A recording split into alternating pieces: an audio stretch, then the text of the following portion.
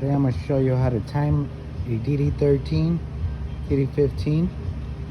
This is a tool that goes on top of the cam housing. This particular engine has coolant in the oil. Look at that. So I got to take the head off. Number 6 cylinder is leaking. If you look at this tool, there's some markings. The 3 holes, I don't know if you could see them or not. 15, that's for your dd15. 10, that's for your dd8s. That 12.8 is for your dd13s, which is this application. I put some paint marker on that 12 band. That's my line I'm going to go off. 15 is the white. That way you know which way they go. You want to make sure you use the holes accordingly. Here I got my bolts. Back of the cam housing, you're going to set it right, and those bolts should line up. It's kind of snug them in so I don't go anywhere. You install the barring tool. Looks like this on the flywheel housing. You remove the crank position sensor, and this is where your timing pin will go. Has a little brass tip. I'll show you where that goes.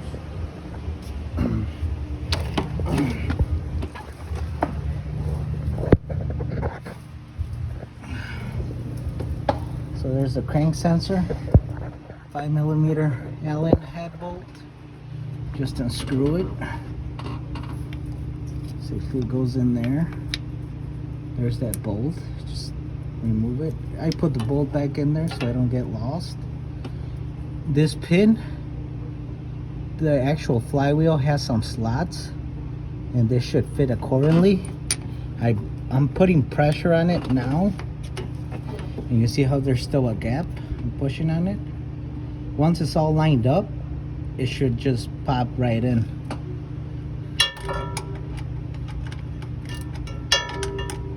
So we'll see how it goes. You grab a 9/16 wrench, 12 point. I got a nice ratcheting one. I got another barring tool installed. Just put it on the little drive mechanism. You want to turn it clockwise directions. If you look at the engine, it should be going clockwise.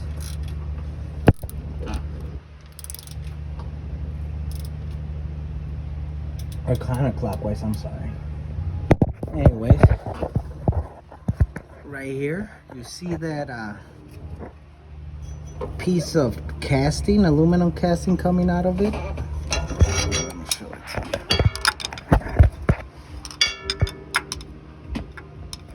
you. There's a casting right there. Refocus it.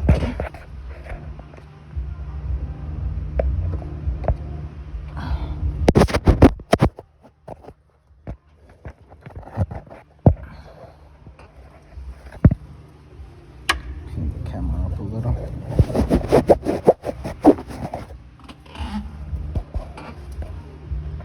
You want to bar the tool. You want to see those slots. You see it's going the other way. That's going the opposite way. I want to show you what I'm looking for. So you want to see the slots coming towards you.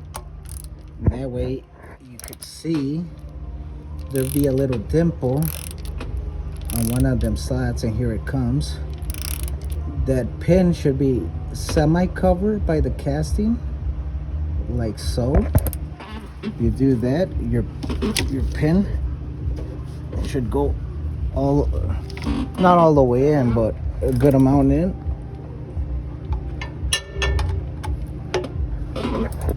And just kind of popped in there. And you can see the dot lined up was pretty close to the case. That tells you you're on top dead center. As you can see, number 6, top dead center. we want to verify it's on top dead center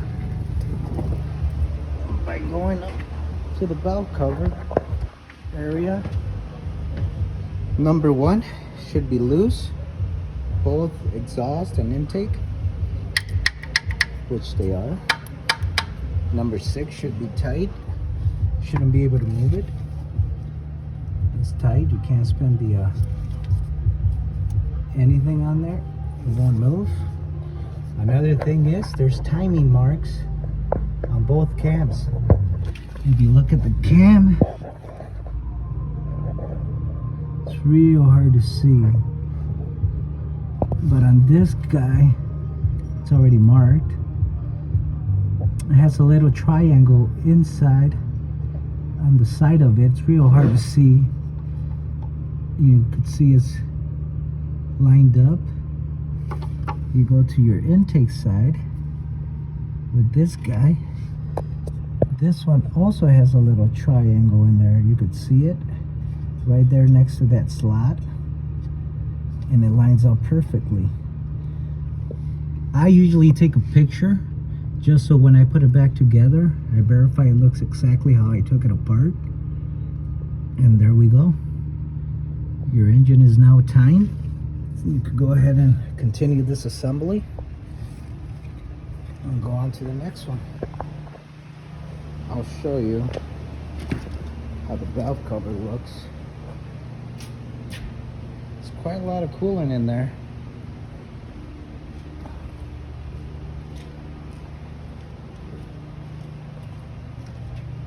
Looks a little milky. That's how it goes. dd13, timing your engine.